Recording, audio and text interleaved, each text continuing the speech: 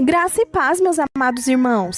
Se você gosta das pregações do pastor Cláudio Duarte e não quer perder nenhum vídeo novo ou live do pastor, já clique aqui embaixo no botão inscrever-se. Assim, te avisaremos sempre que tiver um vídeo novo ou live do pastor Cláudio. Muito obrigada por estarem aqui. Se inscrevam. Isso é muito importante para nós. Deus te abençoe. Graça e paz. Porque o evangelho é pra gente resistente, meu filho. Você vai ouvir muita coisa aqui que não gosta. Tem muita coisa na sua vida que vai dar errado. E não tá feliz, vá pro inferno. Só tem dois caminhos. Não estou mandando isso aí não, só estou fazendo uma...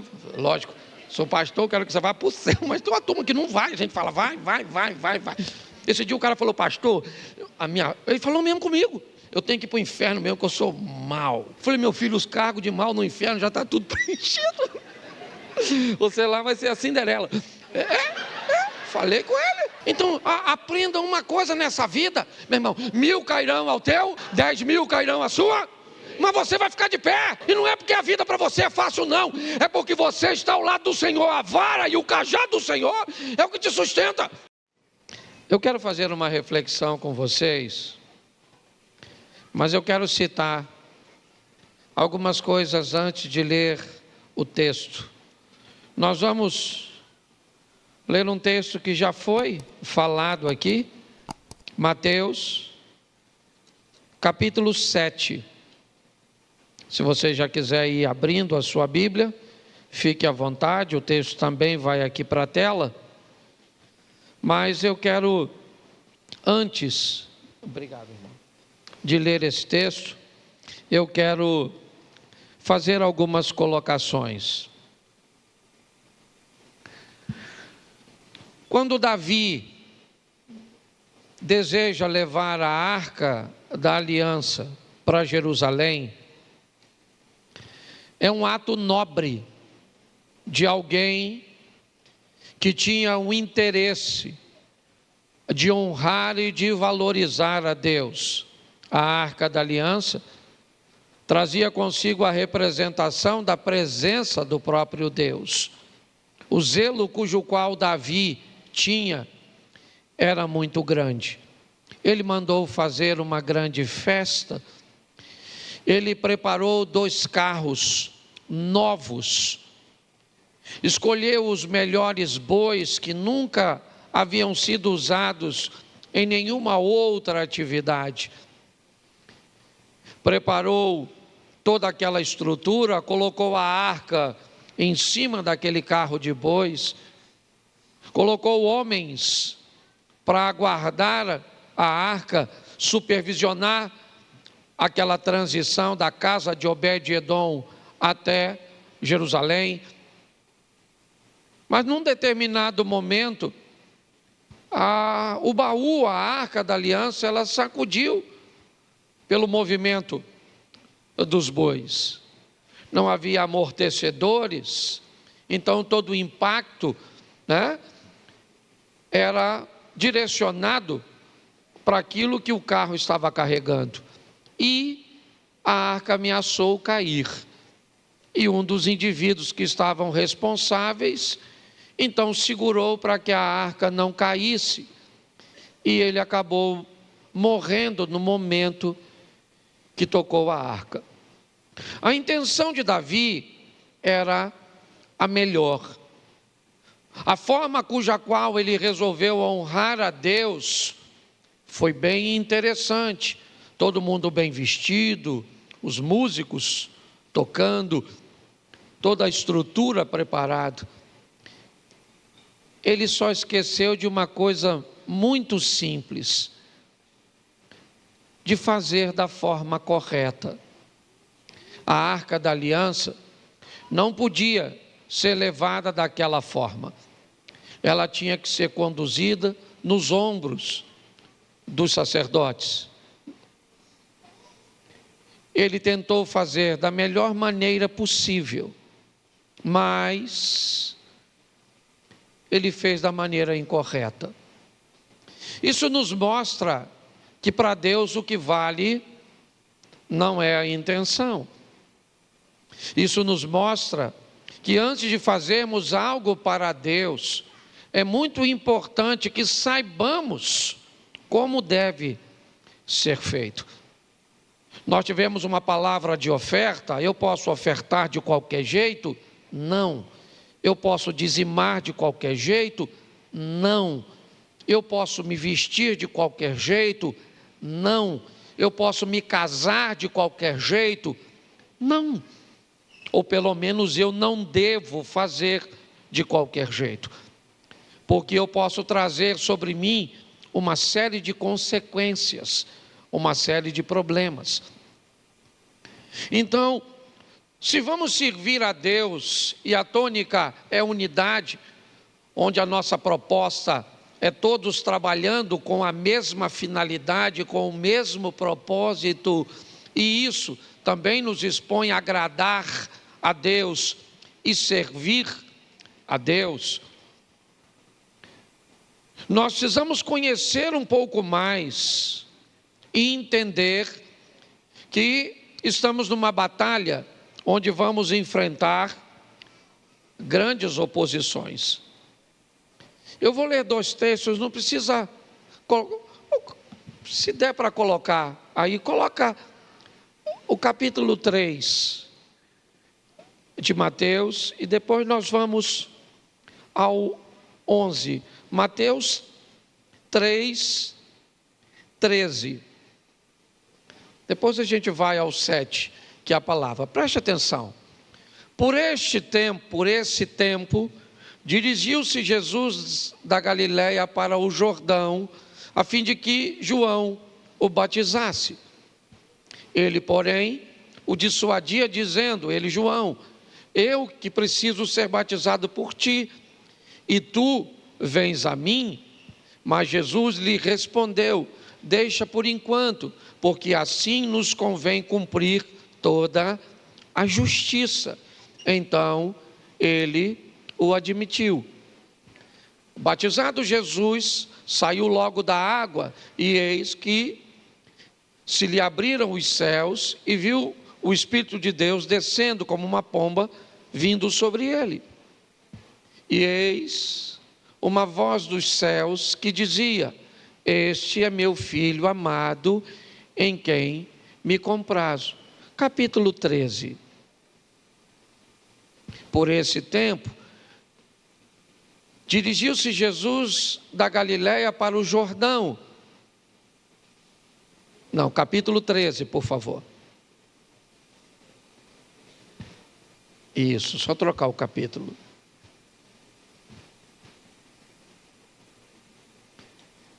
Eu preciso te mostrar isso antes.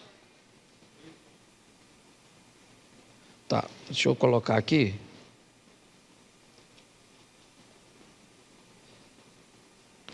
Capítulo 11, perdão. Naquele mesmo dia, capítulo 11, ora, tendo acabado Jesus de dar as instruções aos seus 12 discípulos, partiu dali a ensinar e a pregar nas cidades deles. Quando João ouviu do cárcere, ou no cárcere, falar das obras de Cristo, mandou para os seus discípulos perguntar-lhe, és tu aquele que estava para vir, ou havemos de esperar outro? Preste atenção em mim agora. No capítulo 3, João tem a experiência de batizar Jesus. Na experiência do batismo, um fenômeno sobrenatural acontece. Os céus se abrem, uma pomba desce, uma voz ecoa dizendo, este é o meu filho amado em quem eu tenho prazer. Sim ou não? 8 capítulos depois, 3, certo? Para 11, 8 capítulos depois, João está preso no cárcere. O momento de João agora não é bom. Herodes vai mandar decapitá-lo. E agora, João manda perguntar algo a Jesus. E o que ele pergunta?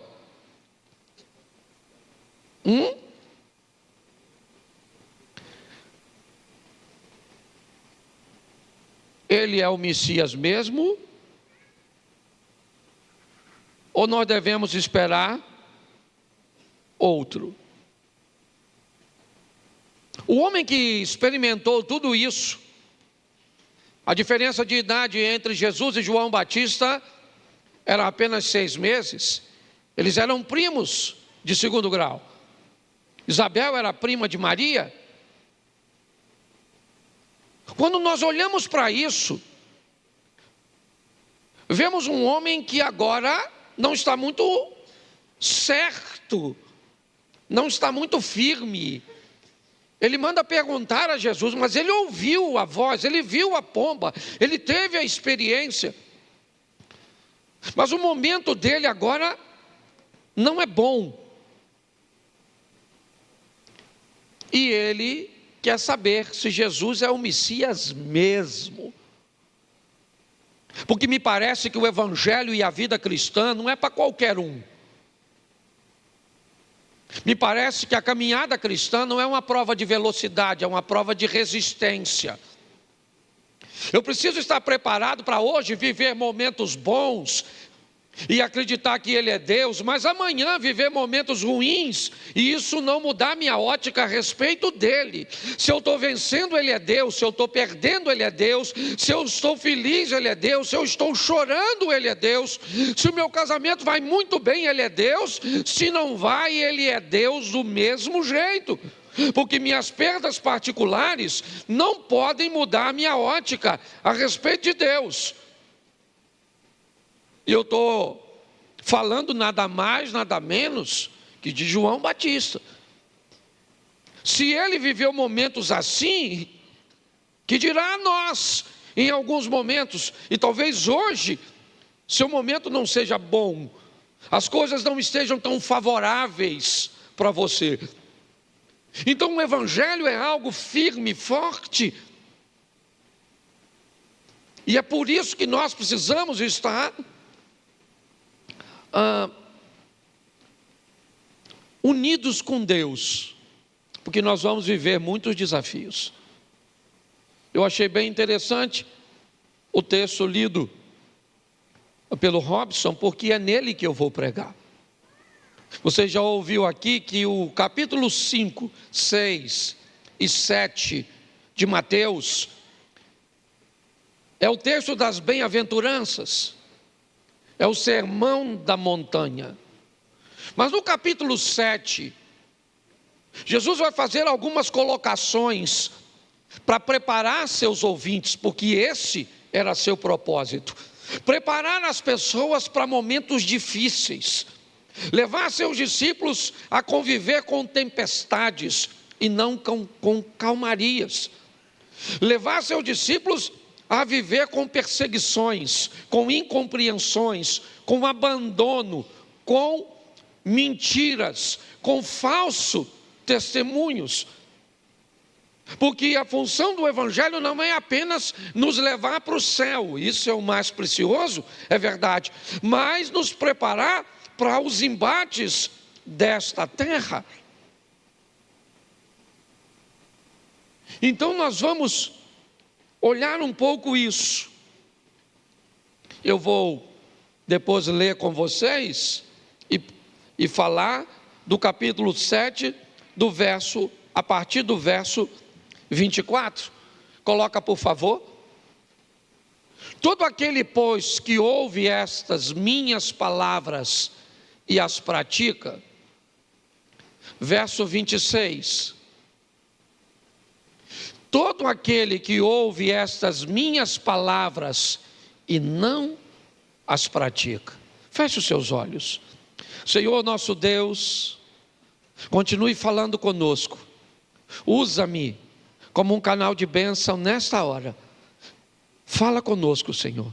Que caia por terra toda preocupação, toda distração, toda necessidade agora, que fique em segundo plano. E que a nossa mente esteja inteiramente atenta ao que o Senhor vai ministrar sobre todos nós, em nome de Jesus. Você pode dizer amém? Isso. Jesus está conversando, deixando uma mensagem com ou para seus ouvintes. E seria muito pertinente, talvez, vindo dele, uma palavra de vitória para todos. Quem não gostaria de sentar para ouvir Jesus falar ou pregar? Ele está falando para todos, mas ele separa seus ouvintes em duas classes. No capítulo 24, ele diz: aqueles que ouvem a minha palavra. No verso 26, ele novamente diz: aqueles que ouvem a minha palavra. São todos ouvintes. Mas no 24 ele diz: os que ouvem as minhas palavras e as põem em prática. No verso 26, provavelmente são as mesmas pessoas que estavam lá, são ouvintes do mesmo jeito. A diferença do verso 26 para o verso 24 é que o grupo do verso 26, eles não praticam. Eles não vão colocar em prática aquilo que ouviram, diferente do grupo do verso 24. Isso inevitavelmente coloca todos no mesmo dia, na mesma hora, debaixo da mesma oportunidade, mas separa os resultados de ambos. O resultado do versículo 26 é diferente do resultado do versículo 24. Isso me indica que hoje aqui podemos ter a mesma coisa, que nos nossos cultos teremos pessoas do verso 24 que ouve e as pratica, e do verso 26 que também ouve, mas não pratica. O tempo inteiro no capítulo 7, Jesus está falando de ações diferentes. Se você observar, ele abre o capítulo dizendo: aquele que bate, se abre; aquele que pede, recebe; aquele que busca, acha. Não é isso que está escrito? Sim ou não? Sim ou não? Isso. Pede, recebe, bate, se abre, certo? Busca, acha. Será que isso é uma verdade absoluta? Será que todos que pedem recebem? Será que todos que batem a porta abre?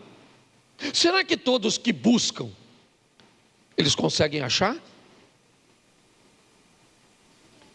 Sim ou não? Diga por experiência própria. Sim ou não? Isso. Não.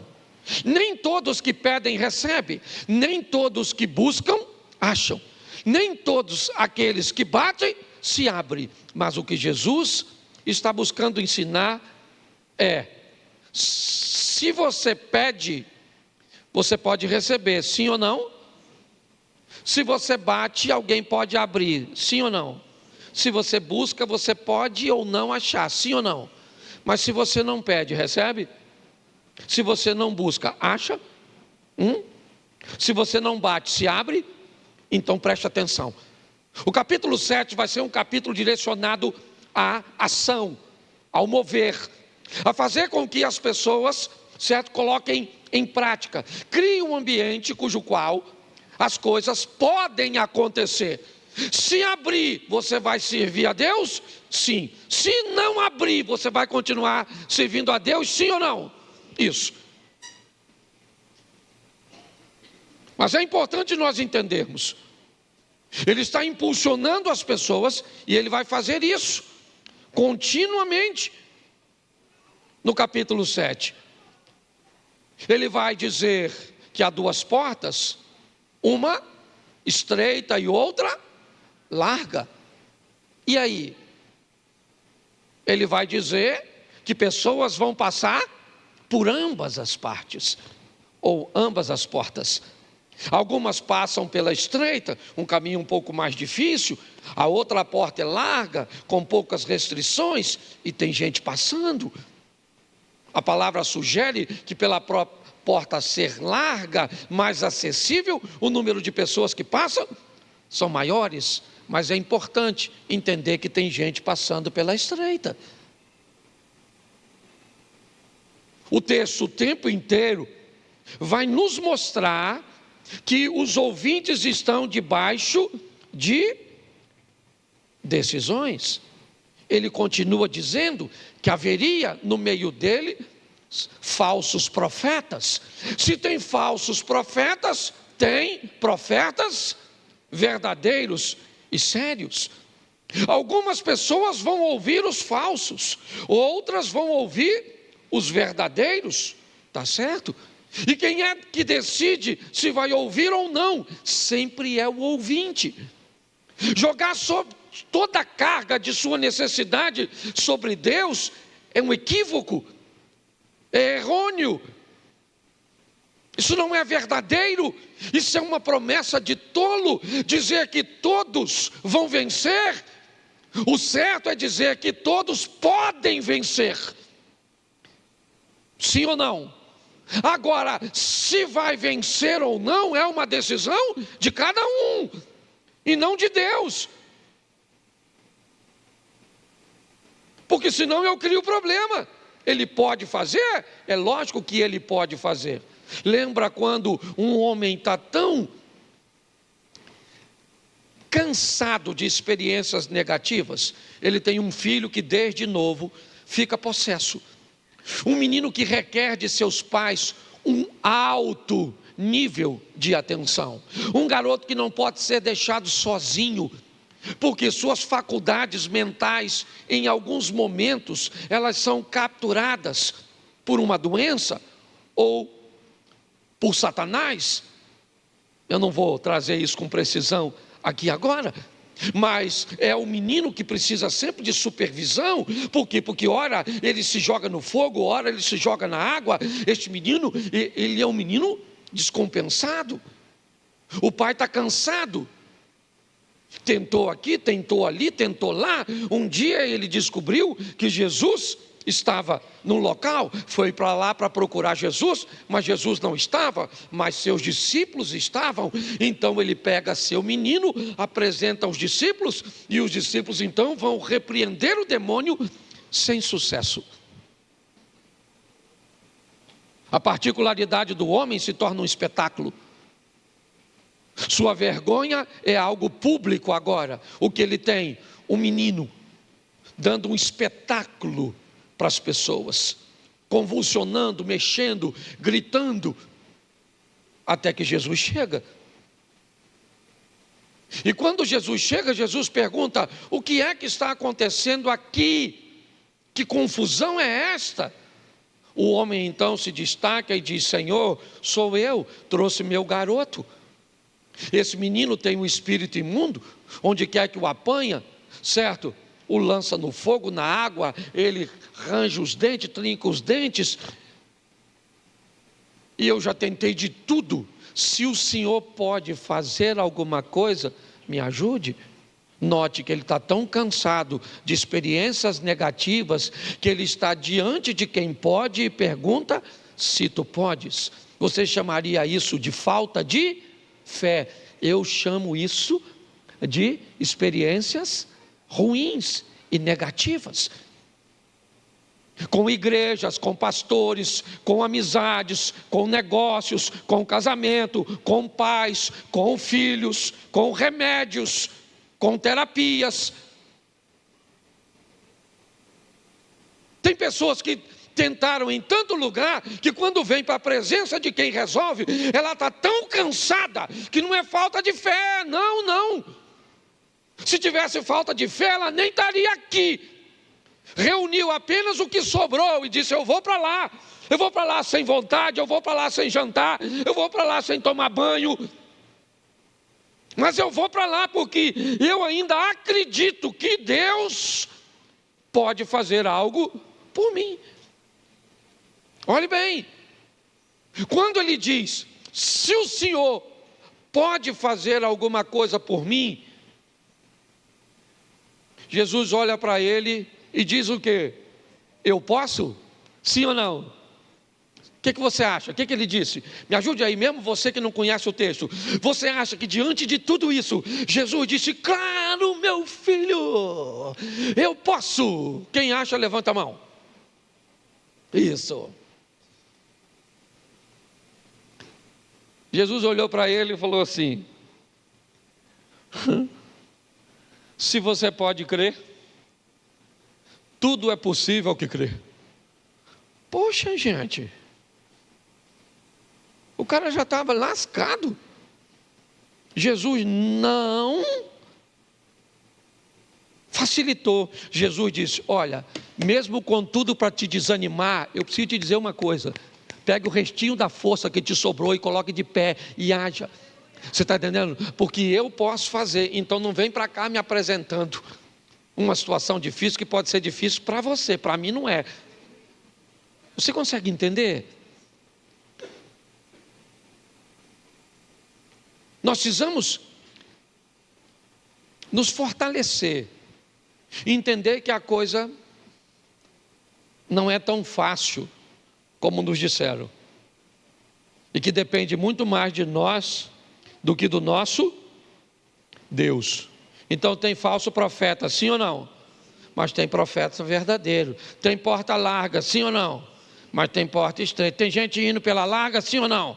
Mas tem gente aí indo pela estreita? Tem gente batendo? E tem gente que não bate? Tem gente que faz e tem gente que não faz. Você precisa definir que grupo você vai fazer parte. E agora sim eu quero começar a pregar.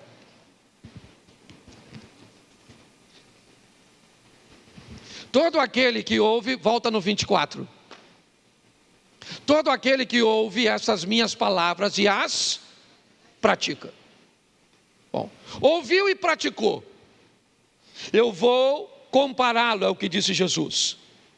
Será comparado a um homem prudente que edificou a sua casa sobre a rocha. Verso 25. Caiu transbordaram sopraram e deram com ímpeto contra aquela casa que não, porque for edificada sobre a... Agora vem o 26. Todo aquele que ouve essas minhas palavras e não as pratica, será comparado a um homem insensato que edificou a sua casa sobre a... Verso 27. Caiu transbordaram sopraram e deram com ímpeto contra aquela... Coloca o verso 25 de novo.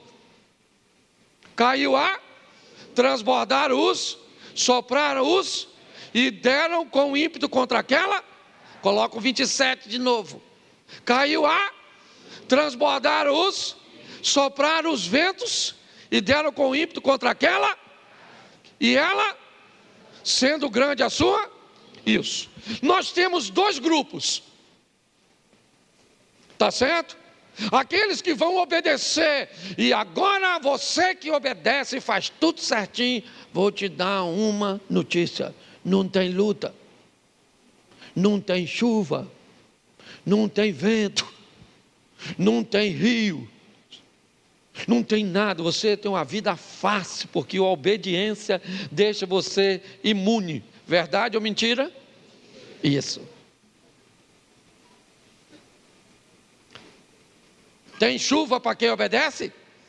E tem chuva para quem não obedece? E tem rios para quem obedece? Ou torrentes? Tem torrentes para quem não obedece? Tem vento para quem obedece? E tem vento... Eu achava que não tinha. Eu estou falando sério. Quando eu comecei, eu pensava, se eu botar a minha vida... Sabe, fizer tudo certinho, é só aguardar que vai dar tudo certo. Mas não. Aqui diz que a luta que vem para o obediente, vem para o desobediente. Esse dia alguém falou assim comigo: roubaram o carro de fulano. Também era macumbeiro, pastor. Eu falei, era, rapaz. Roubaram o carro do macumbeiro. Aí eu parei, porque eu sabia, né? A gente sabe o que a pessoa tá. Aí eu parei, ele falou, o que foi, pastor? Eu falei, roubaram o carro de 3 irmãos lá na igreja esse ano passado. Será que eles estão na macumba? Não, porque tem gente que o desemprego só vem para quem não é crente. A crise no casamento só vem para não é crente. A doença só vem. Ô meu filho, a Bíblia diz que o sol que nasce para o justo, nasce para o injusto. O que eu aprendi nessa vida, certo? É que quando o sol está quente, meu filho, alguns podem usar Ray-Ban. É só isso. Mas o sol vem para todo mundo. Então a dificuldade é para todos. A diferença é que tipo de relacionamento eu tenho com Deus. Ele é sobre rocha. Então se ele é sobre rocha, ele está firme, vai ventar, as torrentes vão vir, as chuvas vão vir, mas eu vou ficar de... Isso aí. Você vai brigar no seu casamento, você vai ter vontade de matar sua mulher, ou você vai ter vontade de matar seu marido, você vai falar que essa praga que eu casei com essa pet, que essa mulher, essa sogra minha parece que vem direto com a vassoura dos infernos, do quinto, do quarto, sei lá de onde, qual é a categoria. Mas você fala, um dia ela vai morrer, Senhor, eu sei, e sem a minha ajuda, mas eu não vou até o fim, certo? Não, é verdade. Tem dia que dá vontade de você fazer tanta coisa. Tem dia que dá vontade de você desistir mesmo não tendo nada. A vida é engraçada. Entende? Porque é assim que funciona. Você é gente. E pode orar, botar o joelho, a boca no chão, a língua no pó. Pode botar tudo que a luta vai vir para tu. Se Jesus, a luta veio para ele. E ele conversou com Deus. Olha bem, não sei nem como é que é isso. Eu não sei, tem coisa que tem texto bíblico que eu não consigo entender. Certo? Né? Aquela mulher de Marcos 7, 24, que a filha dela estava possessa. E Jesus chamou ela de cachorro, lembra? Ela falou, Senhor, o Senhor não podia libertar minha filha? Ele falou, eu não vim aqui para os cachorros. Eu imagino se fossem os irmãos aqui da igreja. Tinha saído da igreja de Jesus. Não quero mais o Senhor como pastor. Certo? Jesus endureceu para ela, sim ou não? Mas estava dando uma lição em quem? Nos discípulos. Escute o que eu vou falar com ela e veja que essa mulher não vai embora, porque ela tem algo mais precioso. A filha que precisa de um milagre em casa. Você está entendendo? Porque o evangelho é para gente resistente, meu filho. Você vai ouvir muita coisa aqui que não gosta. Tem muita coisa na sua vida que vai dar errado. E não está feliz, vá para o inferno. Só tem 2 caminhos. Não estou mandando você ir não, só estou fazendo uma... Lógico, sou pastor, quero que você vá para o céu. Mas tem uma turma que não vai, a gente fala, vai. Esse dia o cara falou, pastor, ele falou mesmo comigo, eu tenho que ir para o inferno mesmo, que eu sou mau. Falei, meu filho, os cargos de mal no inferno já está tudo preenchido. Você lá vai ser a Cinderela. Falei com ele. Então, aprenda uma coisa nessa vida, meu irmão, 1000 cairão ao teu, 10.000 cairão à sua, mas você vai ficar de pé.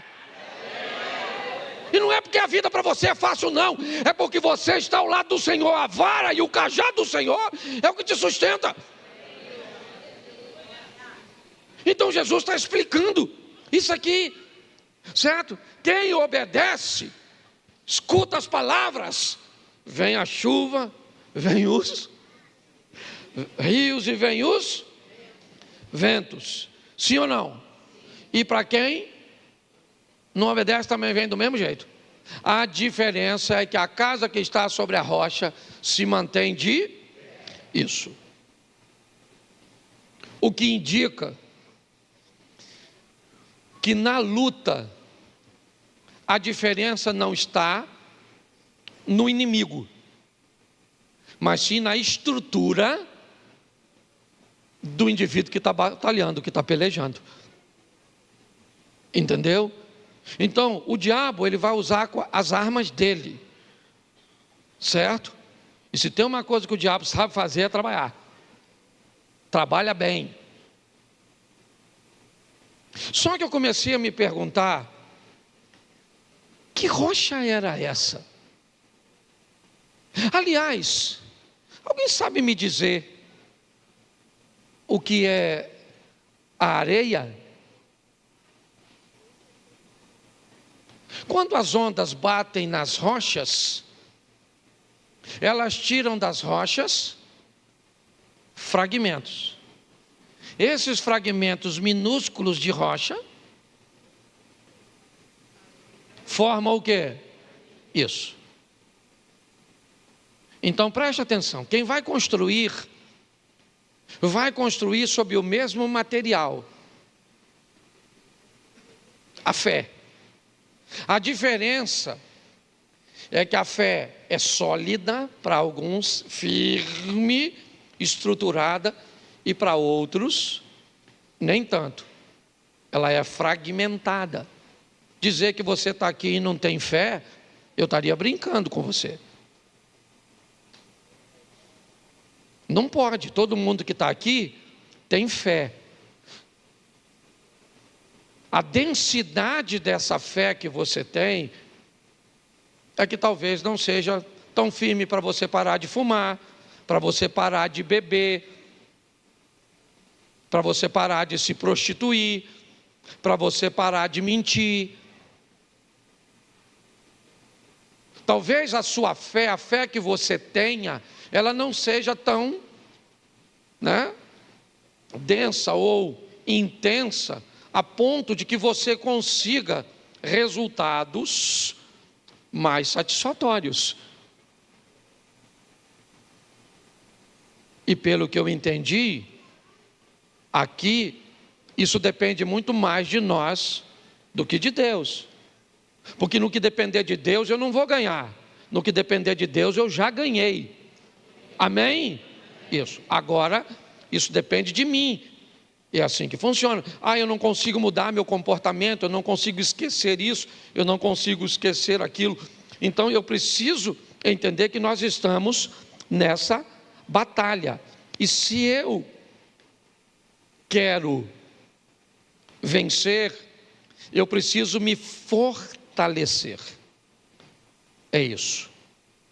Então a primeira coisa que eu preciso fazer é me preparar para os momentos difíceis, desafiadores, que é onde normalmente é o campo onde Satanás vai usar com mais força para tentar afetar a nossa fé. Então tudo aquilo que eu vou fazer, eu preciso construir em solo firme.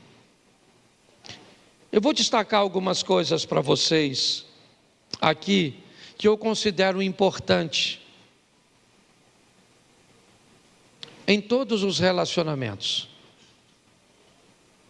Número 1, quer criar um ambiente para construir em cima de uma rocha? Crie um alinhamento de expectativas. Repita comigo, alinhamento de expectativas. Isso. Eu preciso alinhar minhas expectativas. Quais são as minhas expectativas para com Deus? Desalinhada? Todas as expectativas não correspondidas têm tendência a gerar algum tipo de frustração. Se você não faz um alinhamento de expectativas com Deus, você pode entrar para a igreja e não conseguir ficar muito tempo, porque suas expectativas não estão alinhadas.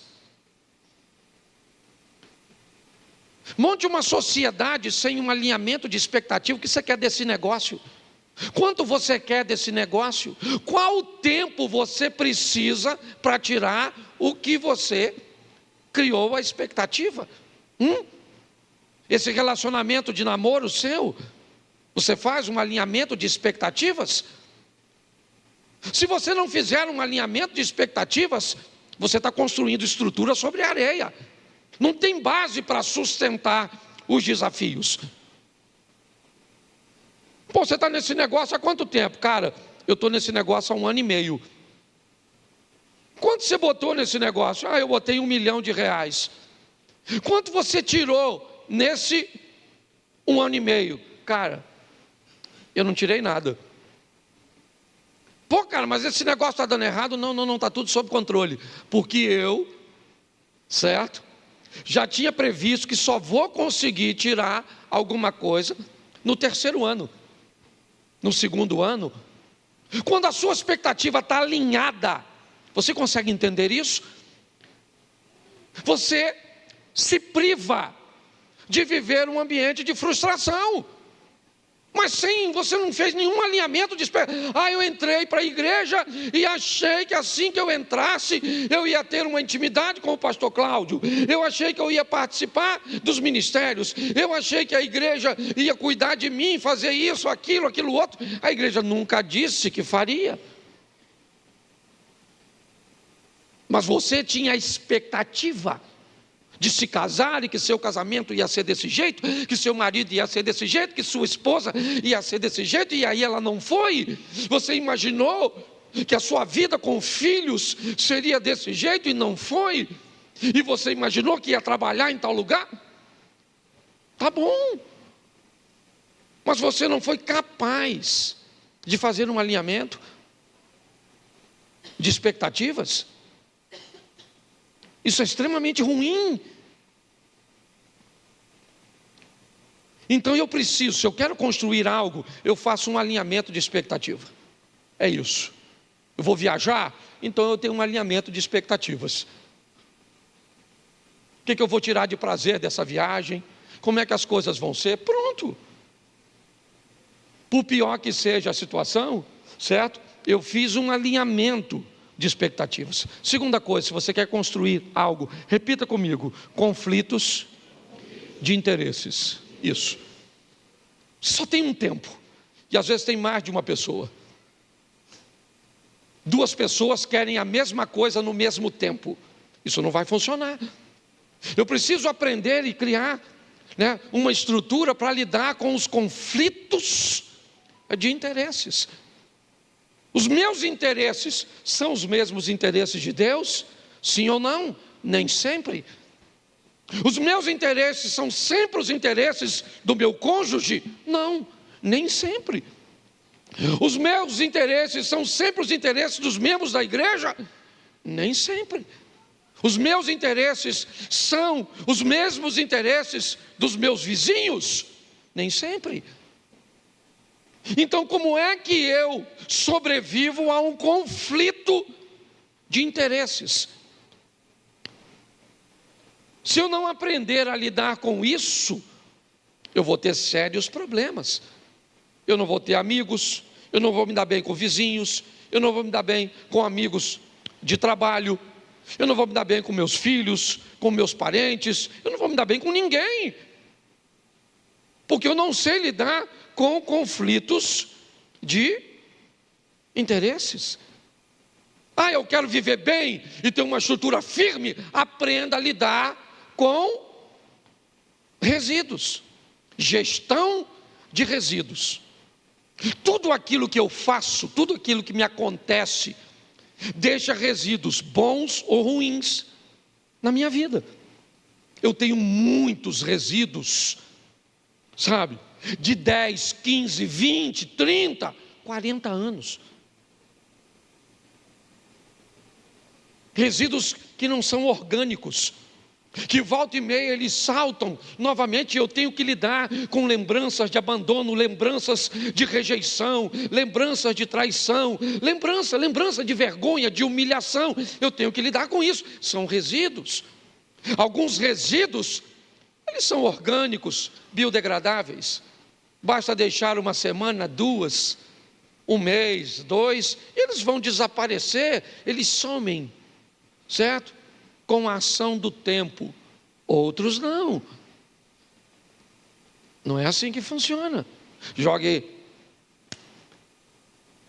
a água dessa garrafa no chão, e é só uma questão de tempo até ela desaparecer, ou por ser sugada pela terra, ou por virar vapor. Mas a garrafa não. Ela vai ficar ali provavelmente, 10 anos? 15, 20 anos? Certo? Se você não aprender a lidar com seus resíduos de seus casamentos anteriores, resíduo daquilo que alguém fez com você publicamente e te humilhou na frente de todo mundo, resíduo do que uma outra igreja fez, do que um outro pastor fez, resíduo de que algo aconteceu com você, eu não sei. Mas se você quer viver uma vida firme, descubra que tudo que você vive deixa em você resíduos.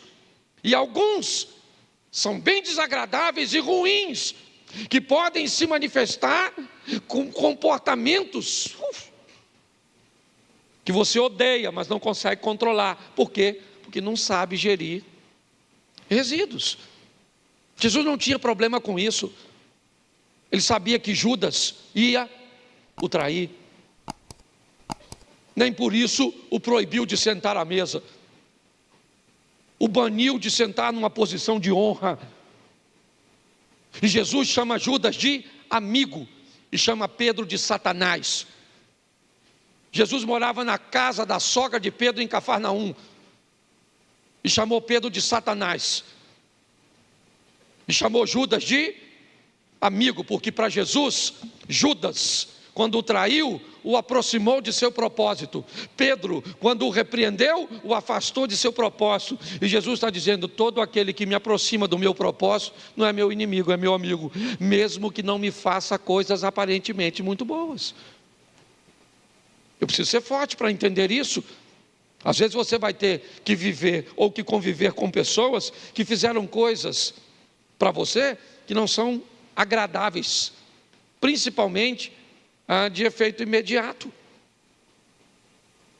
Se eu quero viver uma vida firme, eu preciso ter um alinhamento de expectativas, eu preciso aprender a lidar com o conflito de interesse, eu preciso ter gestão de resíduos, eu preciso aprender quais são meus direitos e quais são meus deveres.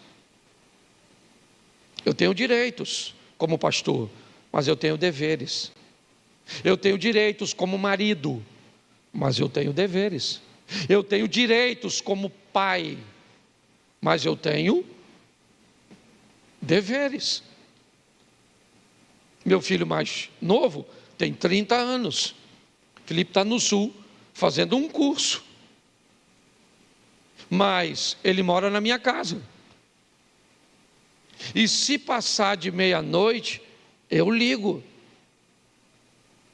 Ligo falando com um homem, obviamente. E aí, filhão, tudo bem? Não chegou até agora, o que houve? Está por onde? Está tudo certo?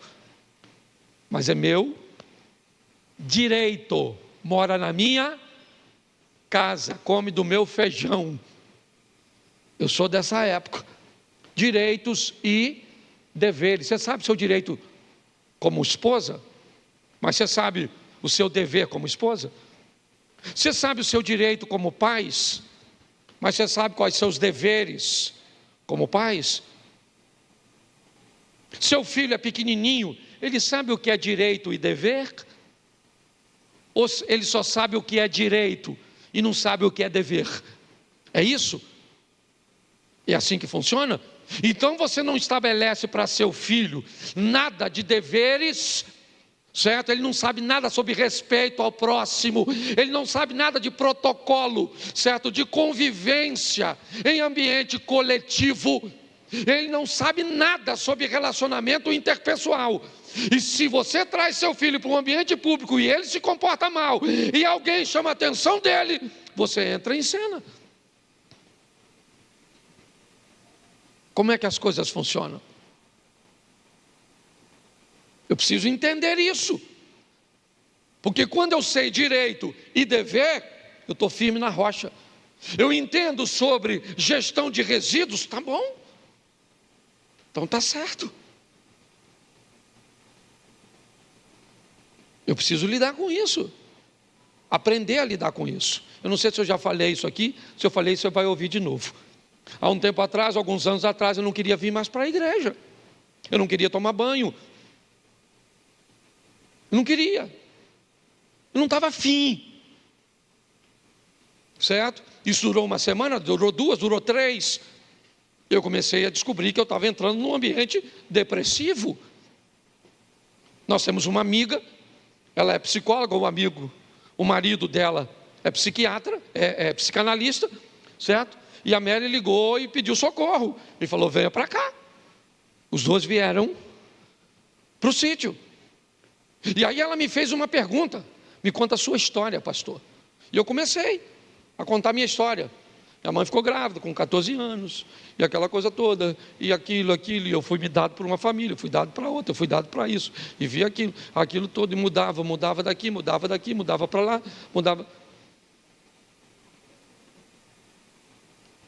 E aí, depois que eu contei minha história toda, ela me disse que eu tinha um problema com abandono, com rejeição.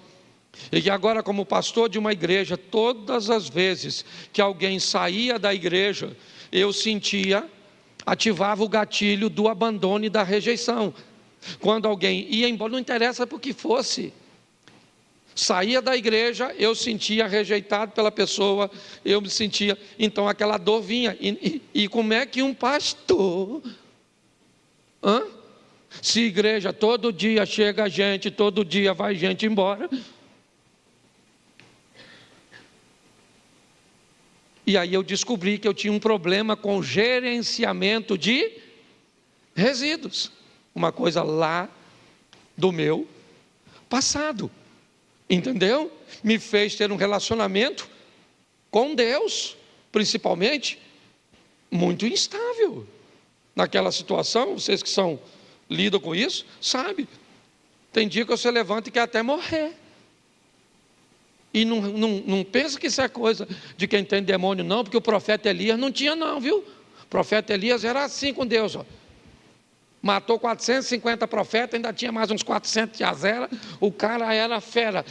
Matou e pedia para cair fogo do céu. O cara era fantástico.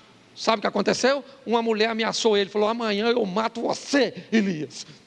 O cara que matou 450 homens, maluco, chefe de grupo de extermínio, vai ter medo de uma mulher? Sim ou não? Sim. Sim. Saiu correndo da mulher, da Jezabel. Correu, entrou numa caverninha e falou, Senhor, Jezabel quer me matar. Eu quero morrer. Ele queria morrer? É lógico que não, porque Jezabel estava a fim de matar ele. Se ele quisesse morrer, voltava lá, Jezabel matava, Deus terceirizava o serviço e estava tudo certo. Ele queria morrer, sim ou não? Mas pediu para morrer? Mas queria? Mas pediu? Igual nós. De vez em quando que a vida está ruim, você fala, Senhor, eu podia voltar hoje. O que você está pedindo? Para morrer? Que ele não vai voltar hoje, que ele tem que salvar um montão de gente. Então você não é Mulher Maravilha não, dona. Nem corpo a senhora tem para isso. Tá certo? Então a chapa é quente, o bagulho é doido. Eu falo aqui, nós somos carioca, se cair, cai atirando, mas vamos embora. Entende? Porque a vida é desafiadora, então você tem que aprender a lidar com isso. Gerenciamento de crise. Tem gente que não sabe. Eu sou da geração X, né? Que agora tem letrinha para botar na geração. Então eu sou da geração dos anos, né? A turma dos 80 e alguma coisa ali, que nasceu, é chamada geração X, aquela que nasceu por pau. Eu não é mente, olhate ardia. Quem aqui furou o pé com prego? É isso aí, tudo tem mais de 30 e pouco. É isso aí, hoje prego não fura mais. Não fura mais. Você já viu hoje alguém com tétano? Não tem mais, mentiolate não arde. Não tem mais nada, não tem. Certo? Pode olhar. Ok? Seu pai falava, levanta vagabundo. Vambora trabalhar. Chamava você o quê? Se você for gordinho, rolho de poço, chupeta de baleia. Chamava tudo na escola, sim ou não? Testa de marquise. Chamava ou não chamava? E você tinha algum problema com isso? Nada. Tinha nada. A turma firme forte. Não é? Aí veio aí a geração milênio, a geração Y. Porque agora tudo tem letrinha. Essa geração não grita com eles, não manda eles fazer nada, que eles se aborrecem com tudo. Me deixa. Não me sufoca. Por isso que eu quero sumir. Falava com sua mãe. Quem aqui tem mais de 40 e lembra da sua mãe chorando, perguntando para você assim, ó. Você me ama? Você lembra da sua mãe falando isso para você? Sua mãe falava, se você me ama, eu não quero saber. Você que me respeita, que eu desço o cacete em você. Chamava o conselho tutelar, ela falava, eu bato no conselho tutelar, no Alexandre de Moraes, no Maduro, no Verde, eu bato em todo mundo, no líder do Hamas. Para pensar. E nós somos pastor, estamos vivendo com essa turma toda. Esse grupo aí, eles, se você pressionar, eles não faz. E se você não pressionar, aí é que não faz mesmo. Aí é que não faz mesmo. Mas tem uma pior, que é essa tal dizer. Pastor, o que é isso? Isso aí é gelatina. Eu não sei nem o que eles são. Aí como é que vai ser crente? Não pode levar um fora de uma menina.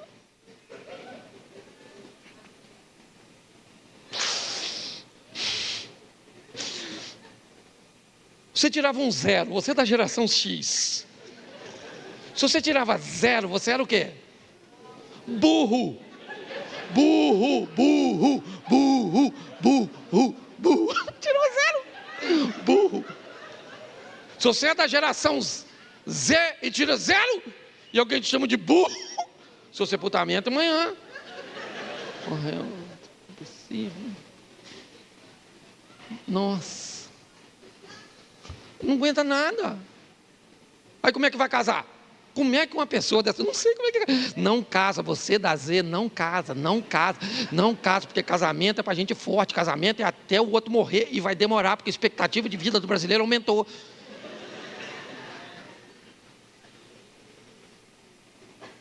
Eu estou falando sério.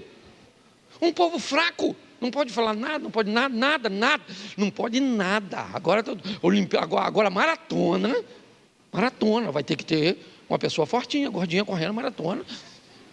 Eu fico pensando o que os quenianos vão fazer da vida, que a única coisa que eles sabem é correr. E não pode mais chegar na frente dos outros, que é humilhação. O futebol acabou, que você der 2 dribles, leva cartão amarelo. Porque o outro, o adversário, se sente ofendido, nossa, vai para casa. Pelo amor de Deus. Então se a gente não fizer alguma coisa, esse povo vai para o inferno. E tem lugar, hein? Jesus disse, na casa do meu pai tem muitas moradas, e no inferno também tem uns barraquinhos. Não é morada não, é uns barracos. Você está rindo, mas o assunto é difícil. Então nós temos que preparar a pessoa forte. Cadê o Satanás? Tem gente que diz assim, pastor, não vou nem mais naquela igreja, porque o pastor fica falando no nome do diabo, que o diabo vem. Menino, não precisa chamar não, ele vem, precisa chamar mesmo. Que ele é sem educação. Vem na sua sogra, vem nos seus filhos. Eles vêm tudo. Alguns full time, outros freelance, mas ele vem, tá certo? Então nós precisamos de gente forte. É isso aí, certo? Gente que constrói a casa em cima da... E vem vento, e vem rio, e vem chuva, e vai vir. E quanto mais você resiste, parece que mais forte o troço vem. E você está lá. Lutando. Parece um lutador de MMA. Todo dia. Não sei para você, mas luta comigo, eu levanto de manhã, eles pegam a senha. Parece a frente da casa dos políticos. Fica lá aquele montão de luta para... Então você pensa que eu tenho esse bom humor, assim que é, eu tenho que ter aqui, porque é meu ministério, mas tem dia que eu saio daqui. Nem o diabo tinha farinha, porque tem dia que se o inimigo aparecer lá em casa, é eu que entro nele. Então é difícil, porque agora você está aqui, já você está indo embora, vai dormir sozinho. Nem lembro, mas estou sozinho. Que rapaz? Feche seus olhos e fala, Senhor está aqui comigo, certo? E eu estou firme, e um dia eu vou estar com o Senhor na glória, certo? E eu vou lutar, vou ouvir e colocar em prática. Então está casado, fica casado, está solteiro, casa não, certo? Ué, estou falando, hoje eu vim dizendo, eu nem sei se eu tomei meu remédio, eu acabei com a igreja hoje. Você que está visitando, não repara não, viu? Mas gente, um povo muito mole. Não gostei, sabe? O pastor hoje falou comigo assim: estou noivo, ia casar sábado. Então casa, tem espaço para sofredor. Tem gente que torce para Botafogo, você está entendendo? Então vamos embora. Brinquei aí com o irmão, tá certo? Então, é assim, gente. E vamos embora, certo? Então vamos ler a Bíblia, vamos orar e vamos preparar para guerra, meu irmão. Posso ouvir um amém da igreja? Amém. Então você fica de pé e fala assim: soldado. Vamos para a guerra. É isso aí. Feche seus olhos, pode fechar, que ninguém vai pegar nada seu. Ó, se você tiver a fim de ir para o céu, agora mudou. Antes tinha uma sala, está ficando tão difícil ir para o céu. Para você ter noção, está ficando tão difícil ir para o céu que até a sala que era ali para ir para o céu botaram mais longe. Não fui eu não. Agora é atrás aqui, ó. Você sai aqui, ó, vira assim à direita, à esquerda, lá no cantinho tem uma porta de vidro, vai ter uma sala climatizada para orar por você. Pastor, eu quero voltar para Jesus, eu quero receber Jesus pela primeira vez, eu quero só saber quais são os horários de culto. Pastor, eu quero saber o dia que o senhor não está pregando para minha filha. Você pode dar um pulinho lá que alguém vai orar por você, tá certo? Agora, se você quer ir para o inferno, manda lembrança pro chifrudo, porque nós não estamos a fim de não. Então a sua vitória não depende de Deus e também não depende de Satanás não, viu? Porque ele não vai afrouxar não, ele vai continuar lutando. Agora segura na mão do Senhor, se fortalece nele, na sua palavra, no poder da oração, certo? E com certeza você se tornará invencível. É assim. Feche seus olhos. Pai, muito obrigado por essa noite. Que todos nós que ouvimos a mesma coisa possamos firmar os nossos pés na rocha, numa estrutura inabalável. Sabemos que isso não nos deixará imunes aos ataques, às ciladas do inimigo, mas sabemos que no Senhor nós vamos vencer. Toma os nossos negócios, toma o nosso emprego, toma o nosso casamento, toma os nossos filhos, os nossos netos, os nossos bens, mas mais do que tudo, Senhor, fortalece a nossa fé. Que não venhamos nos perder, ó Deus, e jamais desistirmos. Não somos daqueles que retrocedem, somos daqueles que vão adiante para a conservação da alma.